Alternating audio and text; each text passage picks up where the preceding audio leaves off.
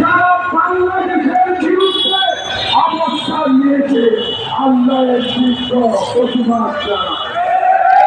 আমরা আরো বলতে চাই, বাংলাদেশের জনগণ জুলাই আগস্টের অবস্থানের পক্ষে আছে, থাকবে। আওয়ামী লীগকে পুনর্বাসন করার দায়িত্বে তোমাকে দেশে এজেন্ট নিয়োগ করা নাই।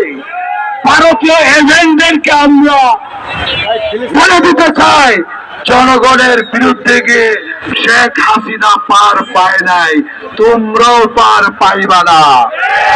সুতরাং আগামী দিন বাংলাদেশের জনগণ ফিলিস্তিনিদের পাশে ছিল, আছে, থাকবে।